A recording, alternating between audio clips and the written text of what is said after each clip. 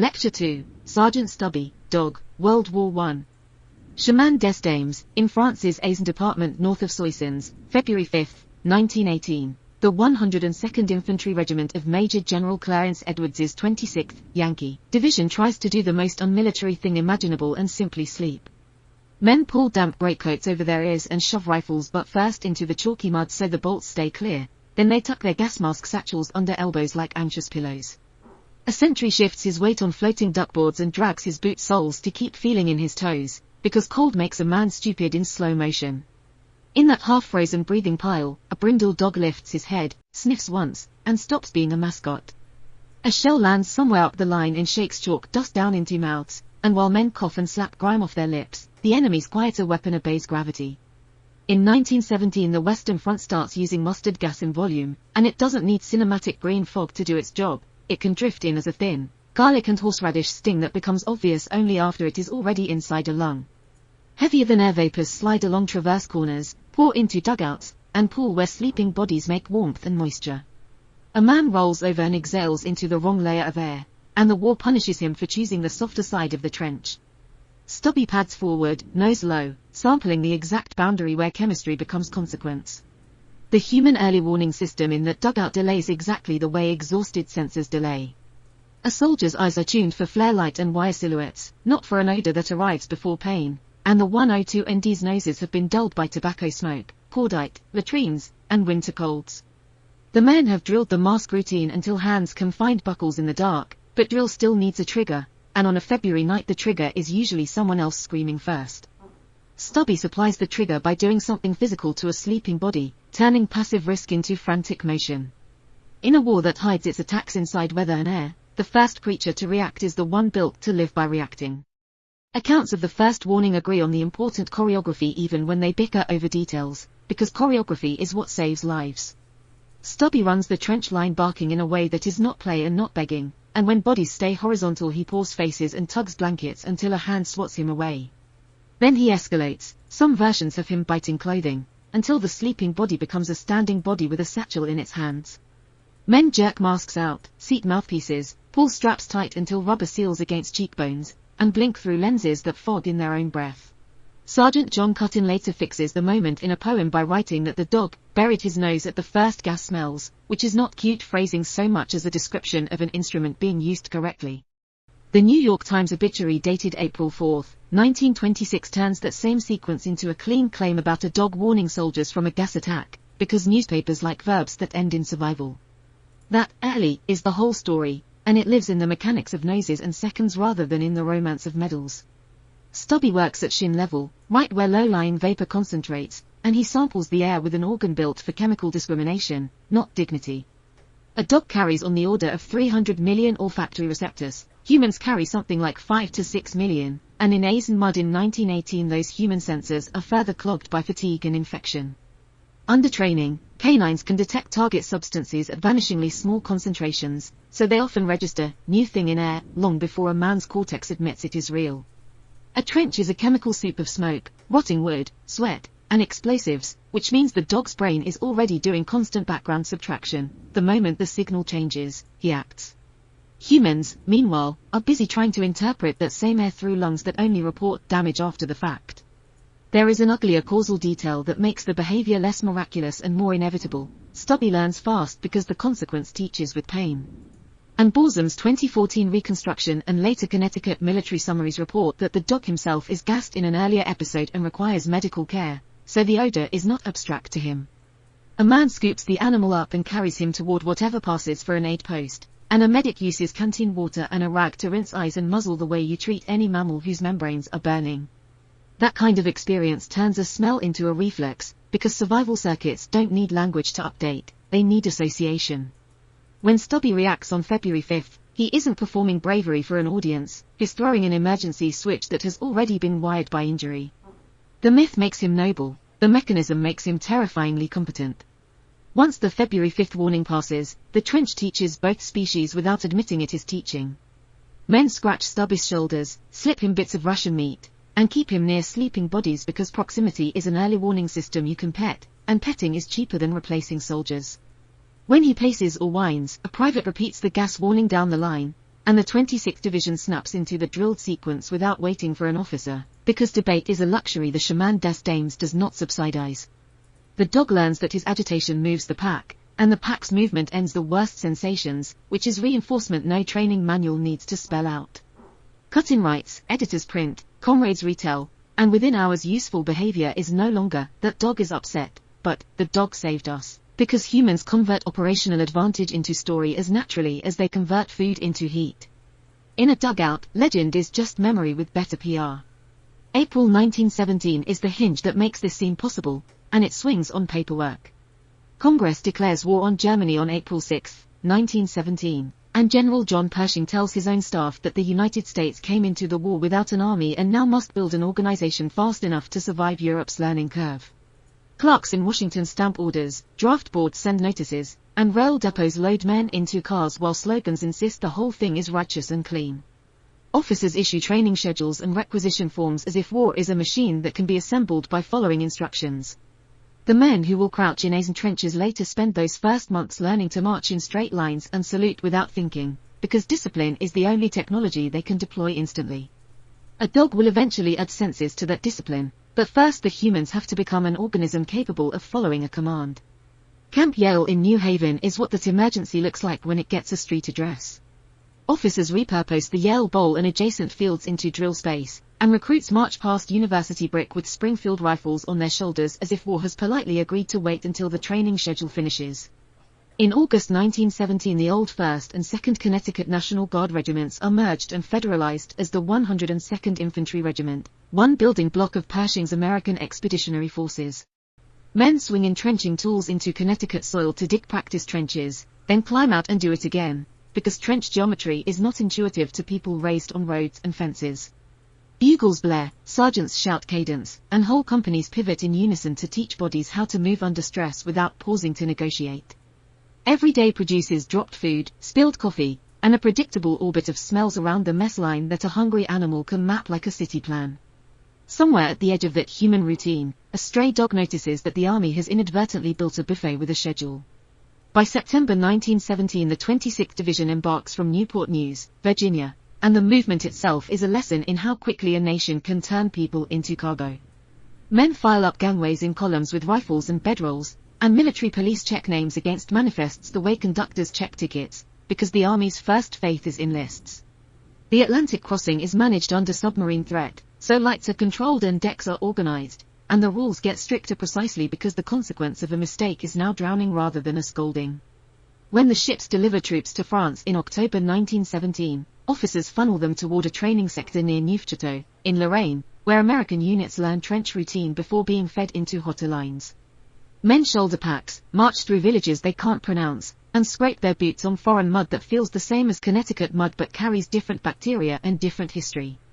They build dugouts, run wire, and stand sentry in so-called quiet sectors where the definition of quiet still includes artillery harassment and the occasional gas shell. The war meets them not as a single battle but as an environment that keeps applying pressure until something breaks. The battlefield those Americans enter in late 1917 and early 1918 is a detection problem dressed as geography, stretching from the North Sea down toward Switzerland and turning places like the Aisne into instrument panels. Artillery comes from beyond sight lines, so observers squat with periscopes and binoculars and try to catch a muzzle flash through rain, and sound-ranging crews plant microphones to triangulate batteries by timing the gap between blast and rumble. Night raids turn wire into a musical instrument, so sentries listen for the tiny scrape of cutters and the wet click of boots, then fire into dark because darkness is part of the enemy's kit. Even daylight lies, smoke and chalk dust erase depth cues, and a trench line curves until you can't see the men who would save you if you shouted. World War I doesn't just kill bodies, it overwhelms perception, and once you overwhelm perception you start shopping for other sensory systems. Chemical warfare is the war's purest insult to human senses because it turns the air itself into an attacker. Chlorine arrives early and burns, phosgene follows and kills more quietly. Mustard is introduced in 1917 and punishes skin and eyes as eagerly as lungs, lingering in cloth and mud after the shells stop.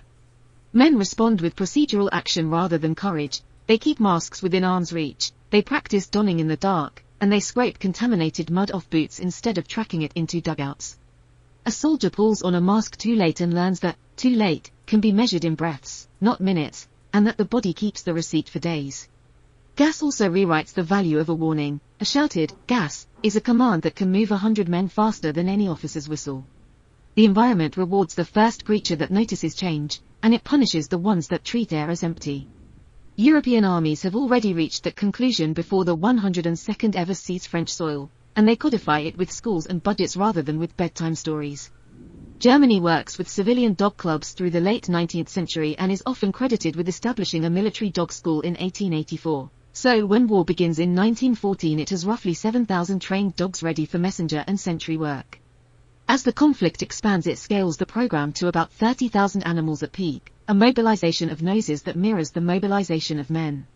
Handlers clip message cylinders to collars, point into the dark, and release dogs that have been trained to run trench routes by scent and repetition rather than by maps. Breeds like German Shepherds and Dobermans are favored for stamina and trainability, and they learn to ignore explosions the way recruits learn to ignore nausea.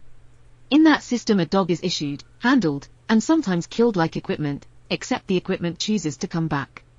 When a message arrives faster than a runner could crawl and without exposing two men to machine gun fire, the institution learns a lesson and writes it down. The Allies build their own canine infrastructure with the same pragmatic logic and, occasionally, a slightly more sentimental flair. French forces deploy chiens sanitaires with medical units, strapping small saddlebags to their backs so they can carry supplies or at least guide medics to wounded men lying silent in shell holes. Belgian units harness dogs for draft work, including pulling machine gun carts for carabiniers, because a low animal can haul weight over cratered ground where wheels bog and horses present big targets. Britain reportedly deploys around 20,000 dogs in various roles, and France fields comparable numbers, turning animal training into another front of the war economy. A handler sends a dog along a trench line, and the dog finds a man by scent under wet wool and mud, then stands over him barking until a stretcher-bearer follows the sound. Even the supposedly soft role, mascot, has an operational payoff. A dog walks a trench during a bombardment and forces men to smile or at least to pet something warm, which is a cheap stabilization of morale. The romantic framing comes later. The wartime logic is brutally simple. The environment explains why the bureaucracy bothers in 1917 trench sectors on the Western Front.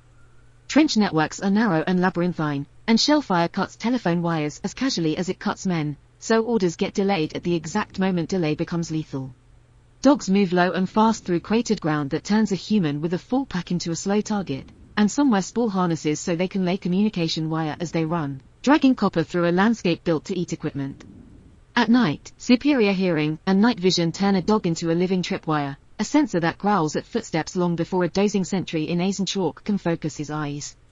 Even the more romantic claims, like Stubby recognizing English voices or reacting to German speakers, have a plausible mechanistic core, because pattern recognition in scent and sound is what canine brains evolved to do. The dog is a moving interface between biology and a war that keeps breaking machines. Gas forces this canine logic to get even more literal about protection, and the artifacts from 1917 and 1918 survive to prove the point. Dog gas masks from the period exist in museum collections like the Australian War Memorial in Canberra, which means someone in a supply chain measured muzzles, cut straps, and tightened buckles around fur, turning an animal into a sealed breathing system the way you turn a soldier into one. The masks also imply veterinary infrastructure. Gassed dogs have to be treated, wounded ones triaged, and an unromantic decision made about whether an animal returns to duty. You don't issue respiratory gear to something you plan to discard at the first inconvenience. Procurement is a form of belief. In a warehouse somewhere behind the front, war turns into inventories of filters, leather straps, and kibble, and a dog becomes, officially, an asset. In 1917 the United States has no official system for military dogs, so any animal serving in France arrives as a private's rule-breaking project. The War Department focuses on infantry and artillery, while soldiers adopt strays anyway, feeding them and letting them sleep near warmth because the front is boring, terrifying, and full of displaced animals. Rags, a mixed breed picked up in Paris, runs messages for the American 1st Division, sprinting with notes and surviving long enough to prove the idea without doctrine. Late in 1918 civilian groups like the Doberman Pinscher Club push for a training center, and pilot efforts reportedly start at Camp Leach in Washington, D.C., before the armistice of November 11, 1918 freezes the paperwork. Not until 1942, through the Quartermaster Corps and the Civilian Dogs for Defense effort, does the US formalize what Europe learned the hard way. Stubby's fame grows in the space between that policy gap and the undeniable usefulness of a small animal in a huge war, and that space is where myths breed. Once the fighting ends, journalists type up stories, museums label cases, and patriotic retellings inflate what paperwork can't confirm, because America's first war dog is a better headline than unofficial mutt who happened to be competent.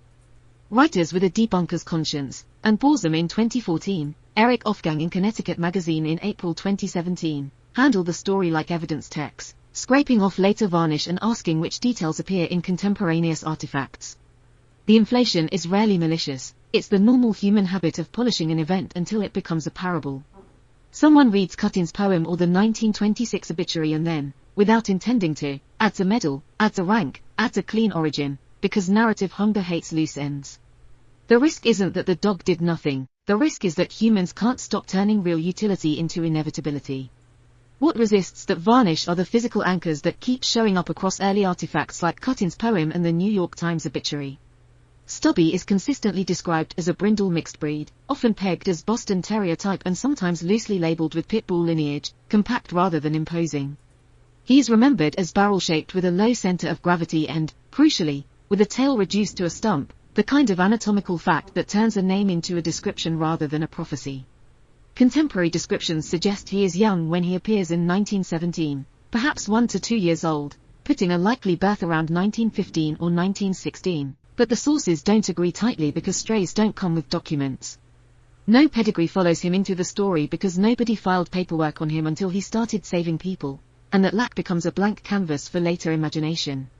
Even the insult-turned-affectionate note from a reporter, not an impressive sight, a bit homely, is useful precisely because it refuses to make him a fairy tale hero. The dog is ordinary enough to be real, which is what makes the ordinary act of warning become extraordinary. Before he becomes a figure on a parade route or a museum placard, he lives inside the ecology of a stray, and that ecology is a better origin story than any invented puppyhood because it has selection pressures instead of morals. A hungry dog noses through trash and back doors and learns the geography of calories, market edges, kitchens, the places where human gatherings drop food like accidental offerings. He eats what appears when it appears, commits fast because hesitation burns energy, and learns which doors open and which hands throw stones. The New York Times obituary's whimsical claim that he endured 5 peregrinating years, often hungry and cold, before finding hospitality at Yale may be poetic exaggeration, but even exaggeration points at a real condition. The animal is practiced at discomfort before the army ever tries to make him heroic. A winter night teaches thermodynamics without mercy, so the dog huddles against warm brick or crawls under a porch and wakes up hungry enough to take risks. That risk-taking looks like boldness later, but in the moment it is just a mammal solving for heat and food. That stray survival is also an acoustic apprenticeship, whether the dog signs up for it or not.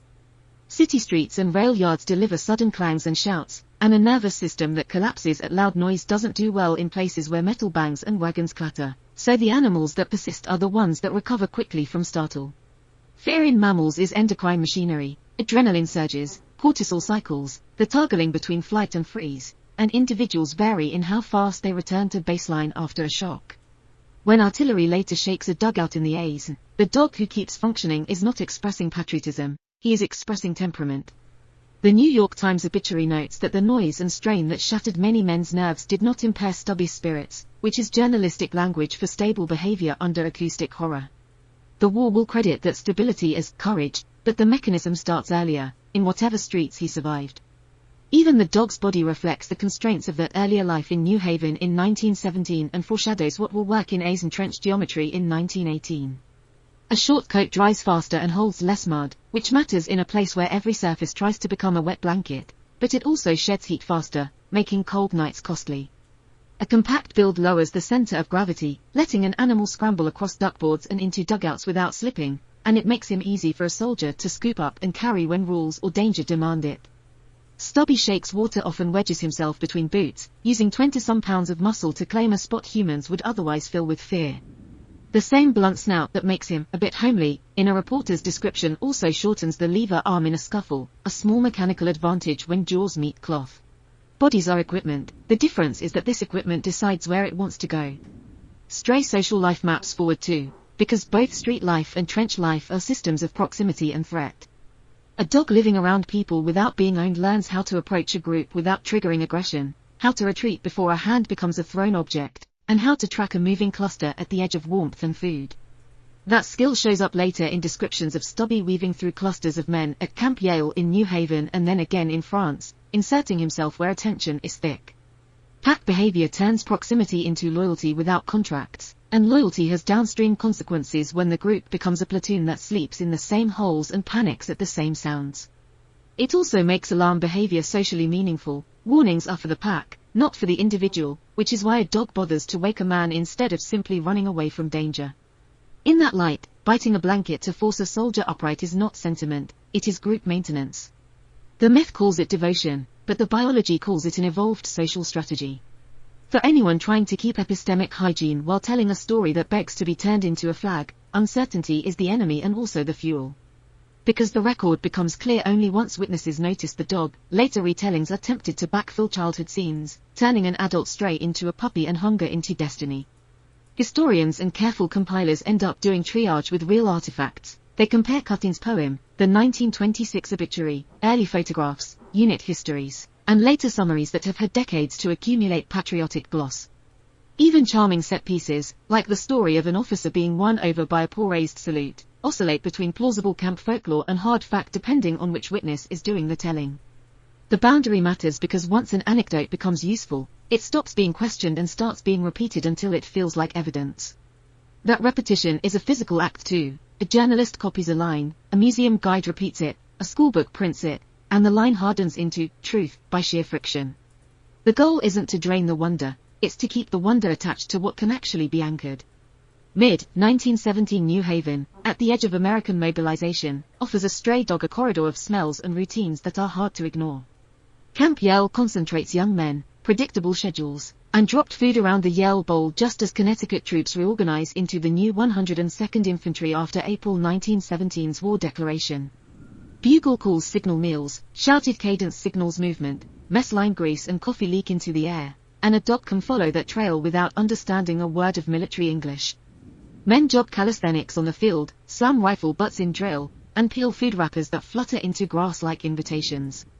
A stray trots along the periphery, timing his approach to moments when hands are busy and attention is scattered, because the best scavenging happens when the humans are distracted by their own rituals. He steps closer, sniffs boots, and discovers that this particular human herd leaks calories with clockwork regularity. The army thinks it is manufacturing soldiers, it has also, accidentally, manufactured an ecosystem.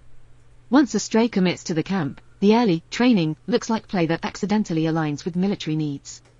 Soldiers feed him from mess tins, and he learns which uniforms mean safety by repetition, because dogs run statistics on humans the way humans run statistics on weather. Someone lifts his right paw and rewards the motion with a laugh and a bite of food, and the animal turns a begging gesture into a crude salute that spreads fast through bored men with cameras and time. He follows marching formations, trots beside drilling squads, and sleeps where he can, under mess tables, near bunks, because warmth is a currency he understands better than patriotism. Loud sounds become normal in this environment. Bugles, shouted commands, rifle practice, the slap of boots on packed earth, all of it shaping a nervous system that doesn't waste energy panicking at noise. That acclimation is not mystical, it's habituation, the same learning process that makes a city dog ignore traffic. Every day he stays, he is rehearsing for the larger human machine that will soon move across an ocean. Rules collide with affection in September 1917 at Newport News, Virginia, when the 26th Division lines up to board the troopship SS Minnesota. Dogs aren't on any manifest, so Private James Robert Conroy wraps Stubby in an overcoat, carries him up the gangway, and hides him in a coal bunker until the ship is far enough out that an argument beats a punishment. He feeds the dog and keeps him silent in a steel hold packed with men and gear, then he turns discovery into a moral decision instead of a court-martial. Sailors choose the moral decision, let the stowaway stay, and punch makeshift dog tags from scrap metal so the animal has an identity on a chain. By October 1917, when the Minnesota puts the regiment ashore in France, Stubby has crossed the Atlantic as contraband and arrived as a shared secret. In France the unit moves toward the quiet training sector near Neufchâteau with rifles on shoulders and a contraband dog kept close to boots, and Stubby steps onto foreign soil as the least authorized member of John Pershing's expeditionary forces. Men lift him over obstacles, tuck him into billets, and keep him out of sight when officers pass, because the simplest way to keep a rule-breaking asset is to make it everyone's shared secret. He sniffs unfamiliar dirt and hears unfamiliar language, but he follows the same basic trail that brought him into Camp Yale: food, warmth, and the gravitational pull of a human group that has decided he belongs. He trots after the cadence, because cadence sounds like dinner.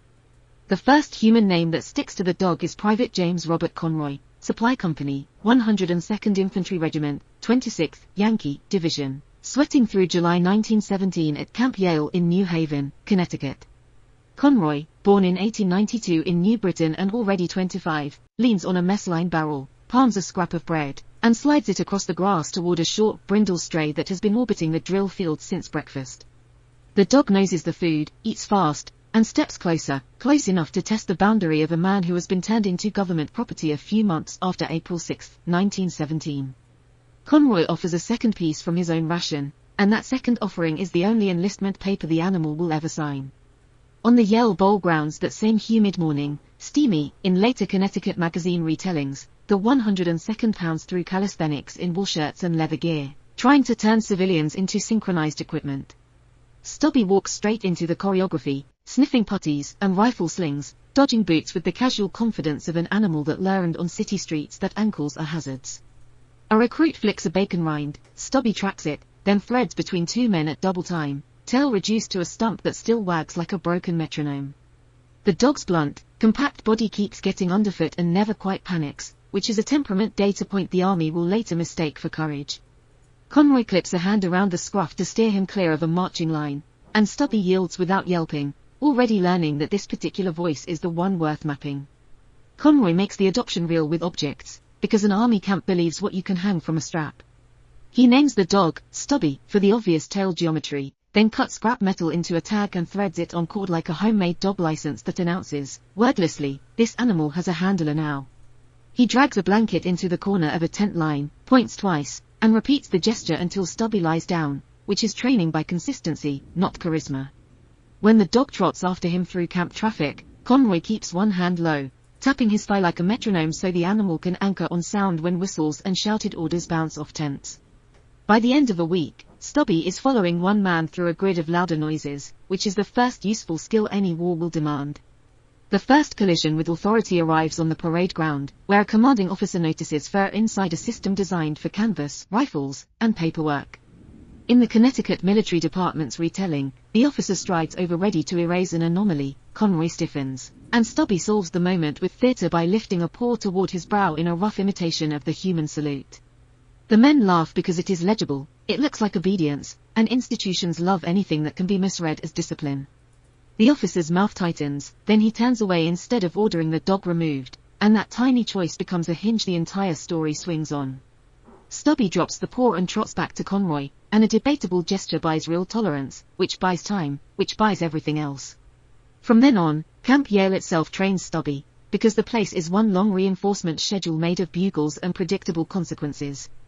A bugle call does not mean nation to a dog, it means food appears, people move, or darkness settles, and Stubby watches what follows each sound like a lab animal watches a lever. At mess call he bolts toward the cookhouse smell and gets fed scraps, so mess call becomes an auditory map. At assembly he runs to the gathering men, so assembly becomes a location marker. At taps he curls under Conroy's cot and keeps one ear open, learning that night in a camp is never truly quiet because bodies cough and shift and gear clinks. Conroy rewards the right guesses with fingertips on the dog's neck and the occasional stolen crust, paying for predictability the way the army pays for everything else, on schedule. Paperwork can't handle this any better than it can handle two men with the same surname, and the 102nd gives historians both problems at once. Somewhere in 1917 a clerk writes, Conroy, on a roll, and later chroniclers have to sit under fluorescent light with a 102nd Infantry roster and separate James Robert Conroy from other Conroys in the regiment, because scale produces duplicates whether you want them or not. That unglamorous sorting matters because Stubby's entire arc rides on one handler, and one wrong first name breaks the chain of decisions that carried the dog across an ocean. The tag Conroy made is a better record than some of the paperwork, because metal and habit both outlast memory. A dog's legend ends up reconstructed from scraps like that, a roster line, a newspaper obituary, a museum accession note, and the stubborn fact that someone kept feeding him. By autumn 1917, the camp routine snaps into mobilization, and Stubby discovers that his new world moves on orders. Conroy rolls his blanket tight, stuffs socks into his pack, and watches the dog circle the kit with that anxious concentration dogs reserve for, we are leaving the safe place. Troop transport rules list horses, mules, crates, rifles, and men. They do not list brindle mascot, and Conroy knows an unauthorized animal is a punishable nuisance on a ship. He waits until attention shifts, then angles his body to block Stubby from an officer's line of sight the same way you block a cigarette from a sergeant, casually, as if it isn't happening. Stubby presses against his calf and follows anyway, which is the kind of love story the Army would prefer not to file. At Newport News, Virginia, with a steel troopship looming and officers scanning the line, Conroy turns affection into a concealment problem with a deadline.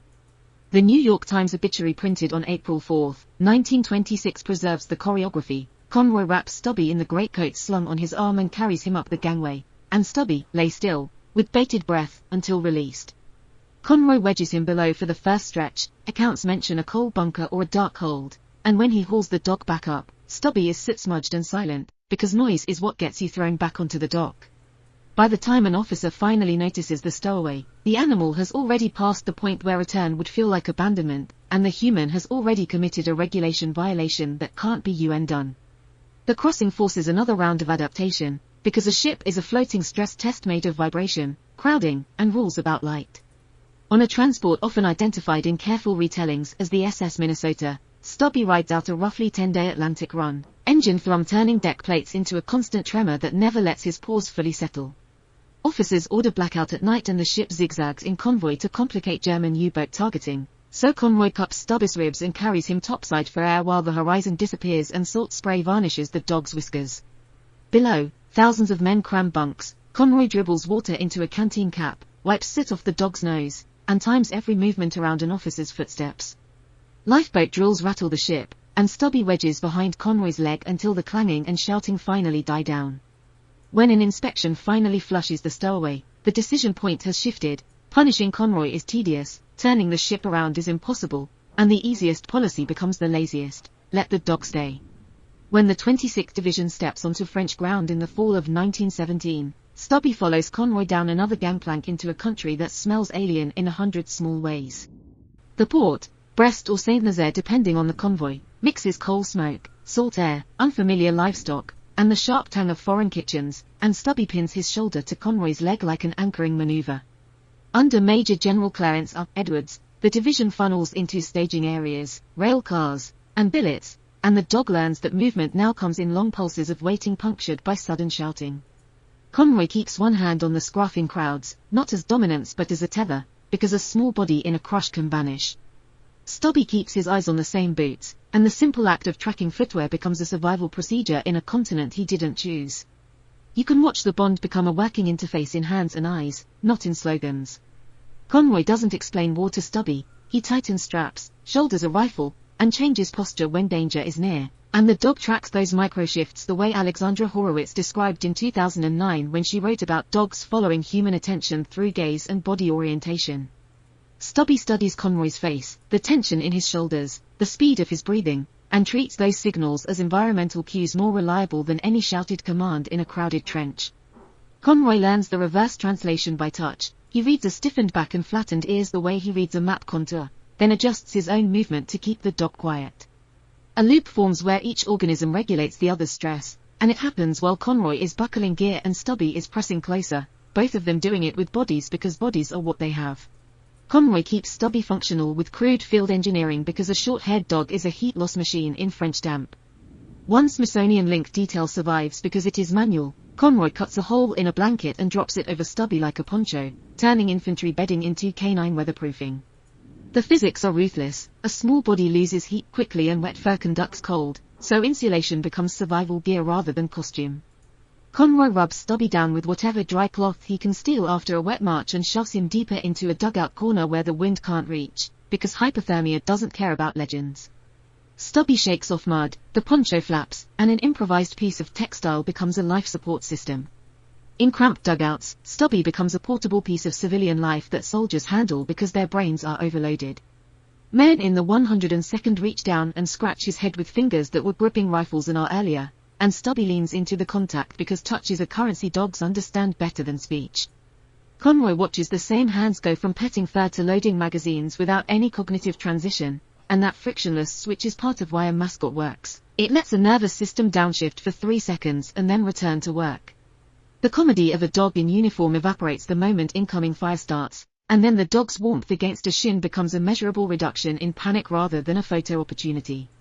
Someone cups Stubby's muzzle to keep him quiet, and the dog accepts it, because being held is better than being alone. Routine turns into command language because routine is what survives in a trench. At stand-to, dawn and dusk, when every rifle comes up and every helmeted head scans the parapet, Conroy taps Stubby's flank twice, points him into a dugout corner, and holds 2 fingers to his own lips like he's briefing a private on sound discipline. Stubby folds down, nose on paws, because repetition has turned that posture into permission. When the relief comes off the line, Conroy rakes his fingers through the dog's scruff and slips him a crumb of hard bread, paying for silence the way the army pays for everything else, predictably. When a runner crashes along the duckboards with urgent news, Stubby reads the change in foot speed and vocal pitch and rises, ears forward, treating human agitation as an alarm cue. Conroy presses a palm to the dog's chest and gives a low, steady command, not because he wants a quiet mascot for morale, but because a listening post in the Aisne in 1918 can be compromised by a single bark. The Bond gets its harshest test at Seicheprey on April 20, 1918, in the Towel sector of Meurthe-et-Moselle, when a German attack collapses the space between front line and home. Men throw grenades and fire rifles in a village that unit histories can anchor precisely, and Conroy goes down unconscious amid smoke and concussion. Accounts vary on whether blast or gas contributed, but the visible fact is that he stops moving. Stubby takes grenade shrapnel, described in later summaries as wounds to leg and chest, and still tries to stay on Conroy's side, because attachment does not understand tactical withdrawal. A medic grabs Conroy by the straps and drags, and the dog scrabbles after them on bleeding paws, turning a battlefield into a tracking problem solved by loyalty.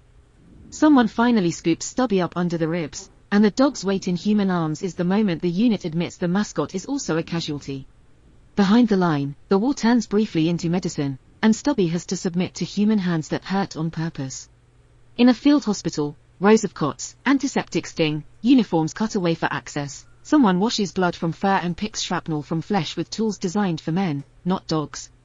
The New York Times obituary later compresses this into a line about Stubby being hospitalized with his master and then visiting the wounded in the wards, but the work underneath is blunt. Bandages changed, wounds irrigated, infection watched, pain managed with the limits of 1918. Stubby limps between cots and nudges fingers with his nose, and men who have been reduced to bodies in sheets reach back because contact is still a thing they can do. Conroy opens his eyes, sees the dog alive, and moves one hand toward him like he's checking an instrument panel, because after a raid you cling to anything that says continuity. Weeks later, when both bodies can move again, Conroy and Stubby return to the 102nd together, because separation is the one thing neither seems built to tolerate.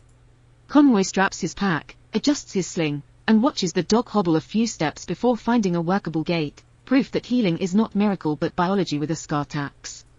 The unit makes room without asking higher permission, which is how informal institutions operate. A mascot becomes an expectation simply by continuing to show up. Stubby shakes off and reclaims his spot near Conroy's boots as if the hospital interlude was a detour, not a transformation, and the men accept it the way they accept a new trench line, with tired practicality.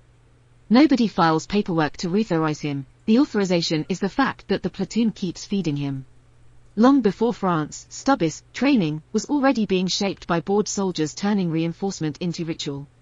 At Camp Yale, a man crouches, lifts the dog's paw to his own brow, and pays with a scrap of food the instant the gesture approximates a salute, which is operant conditioning done with bacon instead of textbooks. The trick works not because Stubby understands flags or ranks, but because it produces a symbol officers can read. It looks like discipline, and discipline is the language the army trusts.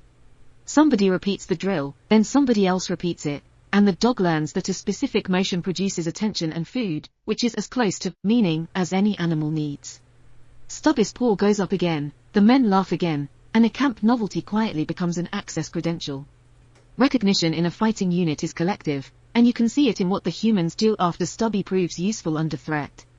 In early 1918, after the first time his agitation at gas arrives before some men's own senses catch up, the 102nd starts keeping him close during quiet hours the way you keep a watchman close, not because you believe in prophecy but because you have learned a correlation you can't afford to ignore. Conroy turns that lesson into procurement and tries to get a small gas mask for a dog whose face was never designed for standardized seals, because once you've trusted a warning once, you try to industrialize it. Men stop shooing him away from dugout entrances and start leaving him there on purpose, making the dog part of their early warning posture without ever writing it down. Stubby paces, sniffs, and returns to Conroy's knee, and the unit's trust shifts from cute to useful by the simple act of where they allow the animal to stand. The first time Conroy tries to fit the mask, face geometry makes the failure modes obvious. He cups Stubby's muzzle, pulls straps behind ears that flatten under pressure, and watches the dog paw at the rubber because a dog's cooling system depends on panting and a mask turns panting into suffocation. A human mask assumes flat planes and predictable jawlines. Stubby's snout is expressive and built to move, so a seal that holds for 10 seconds can leak the moment the dog turns his head or opens his mouth. Conroy loosens a strap, tightens another, and keeps his own face close enough to see the dog's eyes, because panic is contagious and he's trying to keep the animal from learning mask equals terror. The mask comes off, Stubby shakes hard, and the lesson is written into muscle. Hardware helps only if bodies can tolerate it. Every time an officer chooses to laugh rather than prosecute, Stubby's operational lifespan extends. A military policeman at a railhead sees the dog trot between crates and pauses because Stubby has a tag, a handler, and a crowd of infantrymen whose loyalty to their mascot is a social fact stronger than the printed rule. A captain glances at the animal during a briefing, sees the unit's ease around him, and decides not to spend authority on a fight that produces nothing but resentment. Conroy keeps the dog close and keeps his answers short, because the more you talk to bureaucracy the more it notices you. Stubby sits when told, pulls up when the room expects a salute, and the performance buys the unit what it wants. The dog stays in the same space as the men. The storytelling pressure starts early, because war needs symbols and newspapers need characters. Somewhere behind the front in 1918, a soldier lifts Stubby under the forelegs and faces him toward a camera, maybe a signal call lens, maybe a journalist's boxy rig, and the dog's expression becomes a caption waiting to happen. A correspondent asks Conroy for the dog's name and gets Stubby, because a simple name fits in print. Later the same machinery will want a rank because rank stabilizes story and makes a mascot sound official. Stubby blinks at the flash, shakes his head, and then immediately sniffs a stack of gear as if the camera was just another loud object, because the dog's world is not made of headlines. Conroy sets him down and steps between Stubby and the lens, not out of modesty but out of the handler's reflex to control who gets access to the animal's body. Strip the myth away and you're left with a body doing sensory work that is already more astonishing than any patriotic garnish. In a French dugout in 1918, Stubby plants his paws at the lip, pushes his nose into air thick with smoke and damp earth, and sniffs in rapid pulses, 5 or 6 a second, pulling odor molecules across turbinates that give him vastly more sampling surface than a human. Depending on breed, dogs carry on the order of hundreds of millions of olfactory receptors, while humans get a few million and then compensate by writing poems about it, which is the least efficient sensory upgrade in history. The trick is airflow management. Inhaled air swells over scent tissue while exhaled air vents in a way that doesn't completely erase the sample, so the dog can keep smelling even while breathing hard. Stubby drags one nostril across a seam in a sandbag wall and then snaps his head up, because the nose isn't a metaphor here, it's a moving sensor head. Gas warning, when it works, is less prophecy than a sequence of irritations and learned urgency. Chemical agents in 1918 trigger eyes and nasal mucosa, and the trigeminal nerve reacts with burning, watering, and involuntary recoil. A dog with more sensitive mucosa can show discomfort before a half-asleep man registers more than bad air. Stubby sneezes, rubs his muzzle against a sleeve, jerks away from a low patch of air, and then moves to Conroy with pawing insistence that looks like intellect but is really a behavior chain reinforced by consequence. Conroy grabs for his own mask straps and, in the process, rewards the dog's insistence with frantic attention, which is the strongest reinforcement you can give in a trench. The dog keeps pawing because the world keeps proving that pawing changes what humans do. Sound fills in what smell can't, and dogs bring auditory hardware humans simply don't have. Stubby's ears pivot like small radar dishes, and canine hearing can range from low rumbles around 40 Hz up into the tens of kilohertz, often sighted into the 45 to 60 kilohertz neighborhood, where subtle mechanical noises become easier to detect. In a trench at night, a scrape of boot leather on duckboards, the faint clink of gear, or the rasp of wire being disturbed arrives as a directional signal before a human guard's exhausted brain decides it matters. Stubby turns his head first, growls low, and forces a sentry to aim his own eyes where the dog's ears already point, which is how a secondary sense becomes primary when darkness steals the first. The sentry tightens his grip on a rifle stock, not because he trusts dogs in theory, but because in that second the dog has already done the hard part, noticing. Searching for wounded, another function attached to Stubby in soldier recollection, runs on gradients, not moral judgment. After an action in 1918, when stretcher bearers step over wire and into shell holes, a 30-pound dog can move faster than a man because forelegs handle broken ground with less hesitation, and a low body can slip under smoke where a standing silhouette draws fire. Blood has a strong odor signature, and so do infection and fierce sweat. A dog follows a faint trail to a living source even when the human ear hears only wind and distant shelling. Stubby noses along the ground, pauses at a crater lip, and then doubles back toward friendly lines with an urgency that makes men follow, because in a landscape engineered to hide suffering, a nose is a rescue tool. If the dog hesitates, the men hesitate. If the dog commits, the men commit, and that is how animal behavior becomes human movement. All these senses are useless if the animal collapses under stress, and the stress environment in France in 1918 is engineered to break organisms. A close high explosive detonation can spike above 150 decibels, and a dog's more sensitive hearing means the blast is not just loud but structurally violent, shaking the inner ear and driving the sympathetic system into adrenaline and cortisol surges. Stubby flinches when shells land, then keeps moving because Conroy kneels, presses a palm into his shoulder, and feeds him a calm routine cue amid the chaos, using attachment as a chemical brake on panic. That steadiness is not guaranteed. Plenty of pets develop noise phobias after a single thunderstorm, and working dog handlers in 1917 to 1918 knew an animal could become a liability overnight. So everyday Stubby stays functional is part temperament and part the unit accidentally habituating him through repeated exposure. When you see him stand up again after concussion and screaming steel, you are watching biology refuse to quit, not because it understands duty, but because the handler and the group have made stay close the safest option. The last piece is cognition, and it shows up in the smallest hand movements in France in 1918, because dogs are specialists in reading humans rather than in understanding politics. Conroy points down a trench branch, shifts his weight, and Stubby turns with him, treating a gesture, a tone, and a familiar boot cadence as instructions in the same spirit Alexandra Horowitz described in 2009 and Clive Wynne emphasized in 2019. Dogs are tuned for our attention and our approval. Training style shapes stress. A 2008 study by Haverbeek on military working dogs linked harsher, unpredictable handling to higher stress and poorer performance, so Conroy's routine, food, and touch are not sentiment but performance engineering. You can watch the loop tighten when a sentry freezes at 2 in the morning, sees Stubby's ears snap forward toward a scrap of sound, and then mirrors the dog's orientation before his own tired eyes find movement on the parapet, turning the animal into a shared sensor and the squad into the interpreter. The biology doesn't need supernatural polish. A dog that sleeps in short bouts wakes faster than a man after shellfire. A dog that reads fear in posture reacts before language forms. And a dog that expects reinforcement keeps offering alert behaviors even when no one asked, even when the cue is buried under smoke and exhaustion. By the time the 102nd is treating that posture as actionable information instead of cute noise, the dog gets pulled into problems. Wire cut in the dark, wounded voices in shell holes, unfamiliar footsteps where only familiar ones should be, that no parade ground trick was ever meant to solve.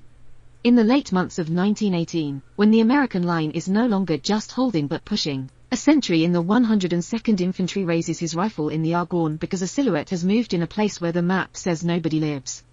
The date is after the 26th of September, 1918, the opening of the Meuse-Argonne offensive, and the ground is an engineered hallucination, wire stitched across churned clay, shell holes filled with rain, and trench cuts redug until yesterday's rear becomes today's exposed flank. Stubby, the brindle dog moving in J. Robert Conroy's shadow, lifts his head, sniffs once, and moves as if he's just been assigned a task. The intruder doesn't arrive labeled, he is just a body in the wrong geometry, and in that war it only takes one wrong body to get people killed. He breaks into a run along a communication trench and Stubby drives after him low and fast, a 20 to 30 pound animal turning pursuit into pure distance and traction.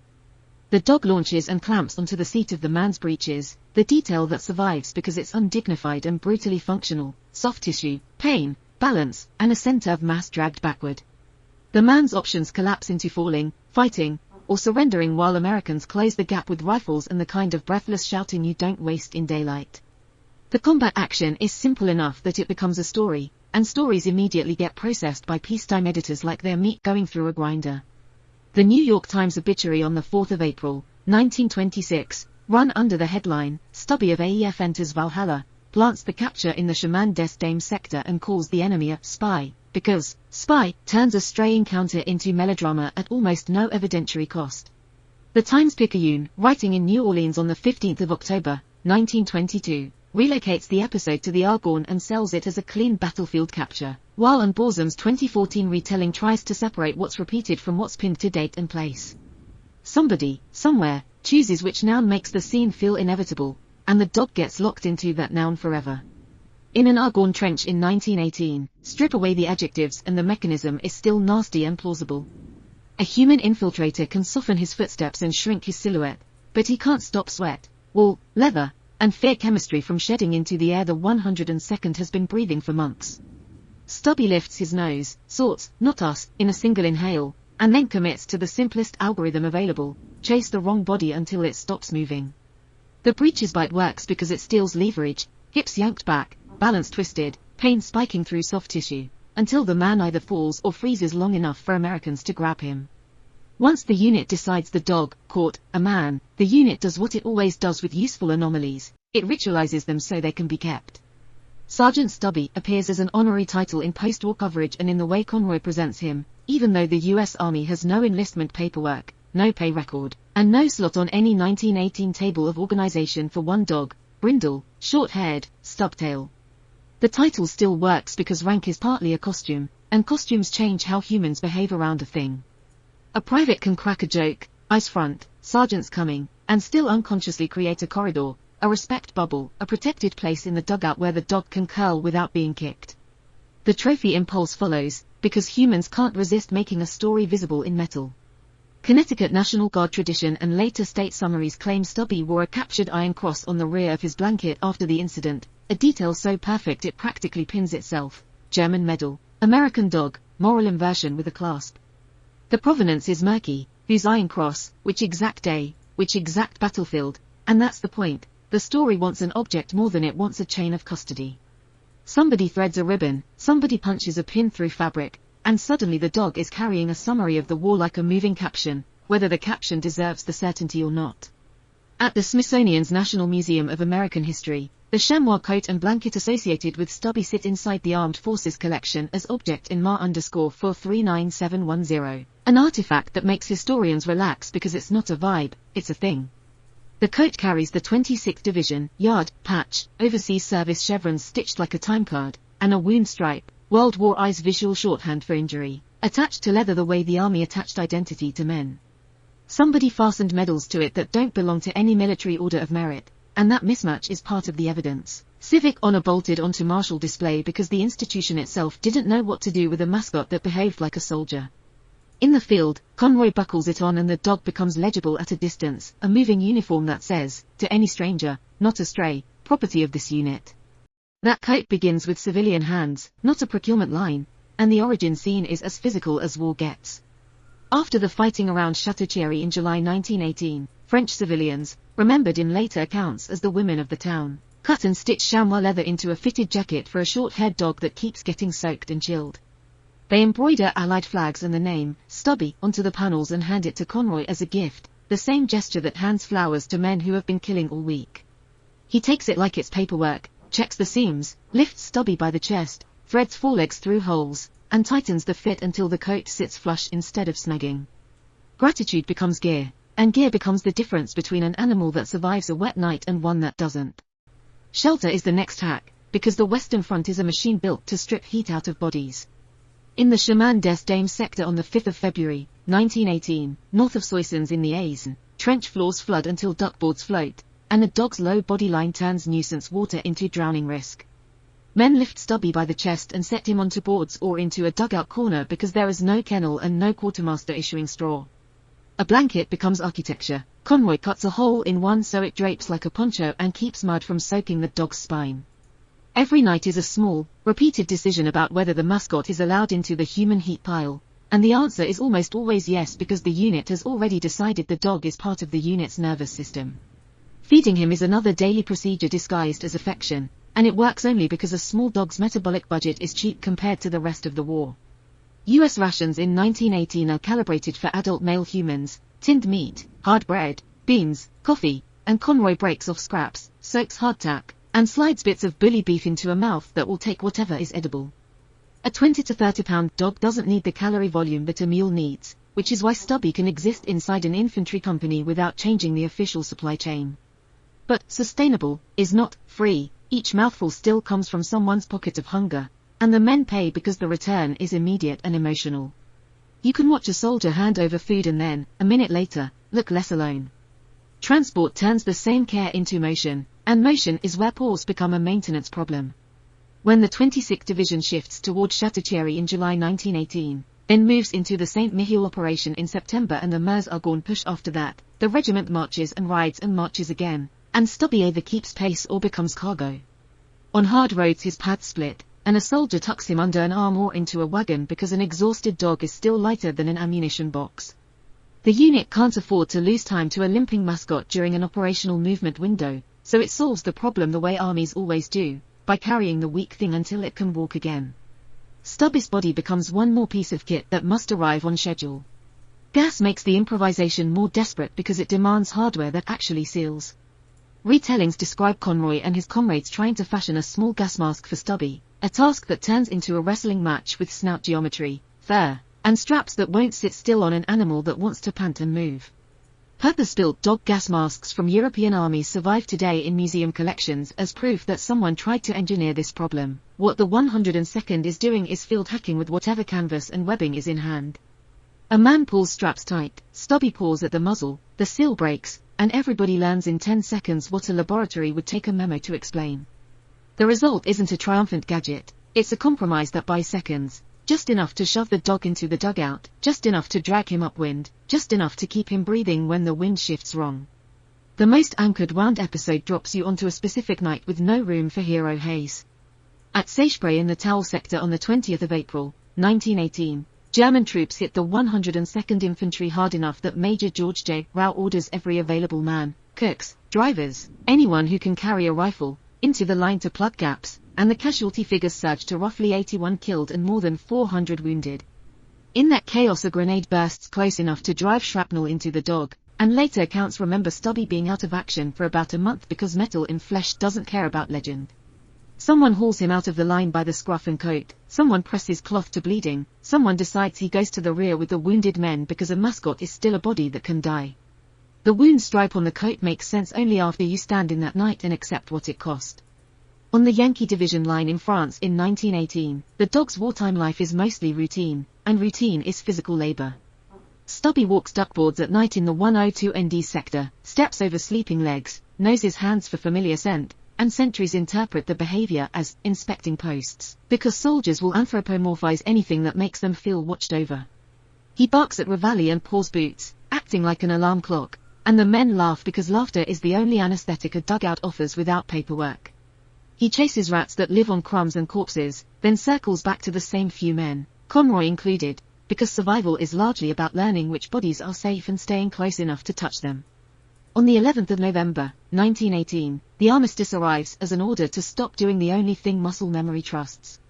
Men in the 26th Division stand up cautiously, check watches, scan for the delayed trickle of shots that usually follows any announcement, and then start doing the strange work of not firing when every reflex says firing keeps you alive. Stubby moves through a trench that suddenly lacks the distant tremor of guns, and his body keeps scanning because you don't unwind conditioning by decree. The war isn't over, in any physical sense. The mud is still mud, the wire is still wire, the dead are still there, but the sound field changes, and that changes what a body expects in the next second. Everyone learns, in real time, that peace is not a feeling, it's a protocol. Post-war theatre begins almost immediately, and powerful men use a small animal as a safe object to touch. The New York Times obituary later insists that on Christmas Day 1918, during President Woodrow Wilson's visit to American forces in France, Wilson shakes Stubby's paw in front of the 26th Division, turning the dog into a prop for gratitude when the arithmetic of casualties is politically sharp. General John J. Black Jack Pershing, commander of the American Expeditionary Forces, also appears in the same orbit, the way top brass always does when a symbol is useful and harmless. Cameras come out, hands go down, a paw goes up, and the animal becomes a bridge between state power and private grief. It's a transaction disguised as affection. The nation gets a photograph of tenderness, the dog gets another strange human smell on his pads. When the regiment returns to the United States, the institution commits its funniest category error on paper. Stubby is described as demobilized at Camp Devens, Massachusetts, on the 20th of April, 1919, the same verb used for men, As if a dog can be processed out of service with discharge papers and a train ticket. Conroy walks him through the post-war machinery, men turning in gear, receiving orders, forming lines, because the only way the animal leaves the army is by physically staying next to the human who owns the leash and the story. Somewhere in that administrative churn, someone chooses not to ask too many questions, because the war has trained everyone to accept exceptions if they make morale work. Stubby survives demobilization the way he survived the trenches, by being carried through systems that were never designed for him. Boston turns that administrative shrug into spectacle in May 1919, when the Yankee Division marches in victory parade and the crowd hunts for symbols it can recognize. Stubby trots at the head of the 102nd with the chamois coat on, and Conroy keeps a hand near his collar the way he kept a hand near him in trenches, close enough to control, gentle enough not to break trust. Massachusetts Governor Calvin Coolidge stands at the review point and acknowledges the unit as it passes, a gesture that welds state politics onto federal sacrifice. Civilians see the dog first because the dog is legible, then they look up at the men behind him and feel something close to relief that the war returned something that can be petted. The parade is not just celebration, it is the first rehearsal of how the story will be told. Veteran institutions recruit him because veteran institutions are built to stabilize memory, and stabilizing memory requires physical muskets. The American Legion, founded in 1919, makes Stubby an honorary lifetime member and brings him to national conventions as a living emblem of the AEF. Because an organization that deals in grief understands the power of a harmless symbol. At the Legion's first national convention in Minneapolis in November 1919, men pin convention medals onto his coat and pose for photographs, turning civic tokens into another layer of decoration. By 1922 he's still being routed and deployed. The Times-Picayune reports on him arriving for the Legion's New Orleans convention, and the tone is half pride, half astonishment that the war's mascot is still doing public duty. The dog becomes a mobile flag, and the Legion becomes one of the hands holding the pole. The Pershing Medal ceremony in Washington is the cleanest example of that job because it is bureaucracy wearing a smile. In April 1921, Pershing pins a gold Hero Dog medal from the Humane Education Society onto Stubby's collar during an American Red Star ceremony, and Conroy holds the dog steady while flashbulbs go off. The medal is civic, not military, but Pershing's hands supply authority and the photographs supply permanence, turning a private bond between a soldier and a dog into a public asset. Someone writes a press caption, someone files a program, someone saves a clipping, and the dog becomes a portable piece of institutional self-congratulation. For Pershing, it's a single minute. For Stubby, it's another strange ritual where humans touch him with seriousness and then release him back to Conroy. Presidents keep using the same machine because it is politically efficient and emotionally cheap. Warren G. Harding poses with Stubby in 1921 on the White House lawn, giving photographers a war story that looks like a pet instead of a ward full of amputations, and Calvin Coolidge hosts him again in 1924, another staged intimacy that turns national service into a safe handshake. Back in Washington, Conroy works as a clerk for Congressman Hart Fenn of Connecticut, and a Library of Congress photograph captures Stubby and Conroy with Pershing on Capitol Hill, compressing commander, handler, and animal into one frame. The dog moves through government spaces because the dog is now a credential. His presence announces veteran legitimacy without requiring anyone to read a file. Bureaucracy, for once, bows to fur. Georgetown University converts him into entertainment with the same efficiency the Army converted him into morale. Between roughly 1921 and 1925, while Conroy studies law, Stubby becomes an unofficial football mascot, and at halftime he pushes a football across the field with his nose, a trick that turns trench boredom into collegiate theater. Conroy clips a leash on him, walks him onto the turf, and then releases him into the raw, trusting the same bond that once kept the dog from vanishing into the chaos of a barrage. The crowd cheers the same behaviors soldiers once read as work, movement, persistence, stubborn focus, because peacetime audiences like heroism best when it's low stakes and fluffy. The dog's body does what it has always done, follow a handler's trajectory through noise. The archive does what archives do after the living body starts slowing, it begins swapping objects because the label has become more valuable than the original material. Researcher Terry Carruthers, commenting on Andrew Carroll's Soldier's Mail project, points out that a widely circulated photograph captioned as Stubby at a Georgetown game in 1927 is actually another dog, Jazzbo, which is what happens when a symbol becomes a role and the role needs an actor after the original has died. Someone misreads a date, writes a caption, and the mistake replicates because people prefer a clean story to a messy one and because photographs feel like proof even when they're misfiled. In a way, the error is a compliment. The story has become big enough to demand images, even if the images have to be substituted. Myth doesn't just spread by exaggeration, it spreads by clerical error. By 1925 the reverence gets formalized in paint because paint is another technology for trying to outrun mortality. Artist Charles Air Whipple sets Stubby in front of him and works in oil, fixing the dog's posture the way portraiture fixes governors and generals, because portraiture is a machine for declaring who deserves permanence. Stubby holds still long enough for brushwork, muzzle graying, body carrying the accumulated costs of gas exposure and a shrapnel wound that no parade can erase. The finished portrait freezes him into calm alertness, the look humans love because it makes an animal seem like a willing participant in our meanings. A dog that has spent years reading human hands is now forced to be read by human eyes. That rehearsal ends in March 1926, with the 16th of March often given in compiled accounts, and the action is private and simple. Conroy holds Stubby as the dog dies at home. However long he lived, 9 or 10 years by back calculating from his early appearance at Camp Yale in 1917, his aging shows up in joints that stiffen, in breathing that changes, in fatigue that a handler feels under his hands. The war's injuries don't need dramatizing here, the body has already done the accounting. This is not a national moment, not a parade or a photograph, it is one man keeping faith with one animal as the animal's heart stops. The legend is loud, but death is quiet and final.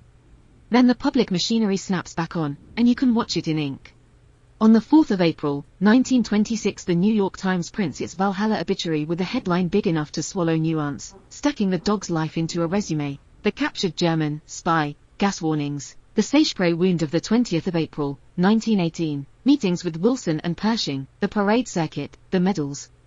A later Hartford Courant retrospective dated the 25th of January, 1998 reports that Major General Clarence Edwards, commander of the 26th Division, and Colonel Parker, the 102 ND's regimental commander known as Machine Gun Parker, offered eulogies that treated the dog's service as real service.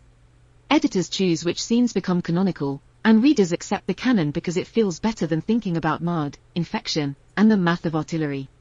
The obituary is not just remembrance, it's formatting, turning a companion into a public instrument. Conroy makes the next decision with his hands, and it is both devotion and conversion. He has Stubby preserved by taxidermy.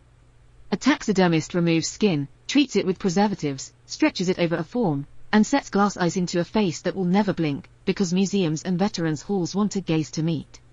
The process turns a companion into an object that can be displayed, toured, and passed along without needing to be fed, sheltered, or calmed during fireworks. It also turns the ethical question physical. Once you can mount an animal, you can keep using him without his consent. A living dog can walk away, a mounted dog can only be moved. Once a physical object sits in a national museum, the culture can keep feeding on it for generations. In galleries like Price of Freedom, Americans at War, staff set his mounted body under lights beside human uniforms and weapons, and a label writer has to decide, line by line, which claims earn ink and which get demoted to legend. Smithsonian records and accession files, like the Smithsonian Institution Archives documentation associated with Series ARC 218656, exist to track provenance, and the National Museum of American History's catalog language sticks to what can be defended. 102nd Infantry mascot, service in France with the 26th Division, post-war honors, eventual donation by Conroy's family in 1956. Curators like Kathleen Golden and historians like Frank Blazek Jr. treat the dog as both artifact and case study, because the line between record and myth is where institutional memory either does its job or lies. Memorial culture adds more objects, because objects are how institutions pretend memory is stable. Earlier memorial habits sit behind this. In the 1920s, war dog monuments such as the one at Hartsdale Pet Cemetery in Westchester County, New York, taught Americans to mourn military animals as if they were enlisted men, headstone by headstone. In 2006, a commemorative brick at the National World War I Museum and Memorial in Kansas City inserts Stubby into a landscape of names and dates, and in 2018 a life-size bronze statue titled, Stubby Salutes, is unveiled at the Connecticut Trees of Honor Memorial Park in Middletown, putting the dog on granite among human veterans. A 2018 animated film, Sergeant Stubby, an American hero, turns trench filth and gas alarms into family entertainment by sanding off the parts that don't fit a PG rating. Children's books like Borzum's 2014 volume keep retooling the story for new classrooms, and every retelling is another round of recruitment for an animal who died in 1926. The afterlife is not one story, it is a production line. Popularity also breeds parasites, and you can watch them attach themselves to whatever looks most shareable. Viral summaries call Stubby the most decorated war dog without separating civic medals from military awards, assign him a Purple Heart by confusing a World War I round stripe with a later decoration, and harden the infiltrator into a capital S spy because moral clarity is a better dopamine hit than enemy soldier behind the line. The same the 4th of April, 1926 obituary that gives him Valhalla also tosses out numbers like 17 battles, and once a number is printed it travels faster than any footnote, because numbers feel like proof even when they're rhetoric. Curators and serious historians keep sanding those edges down by pointing to object numbers like in Ma_439710, to dates like the 20th of April, 1918 at Seicheprey and the 20th of April, 1919 at Camp Devens, to photographs that can be placed and captions that can be corrected. Stubby's story doesn't need lies to be astonishing. We drafted a stray dog into World War I, and our meaning machines built a nation-sized moral architecture around his nervous system and called it honor.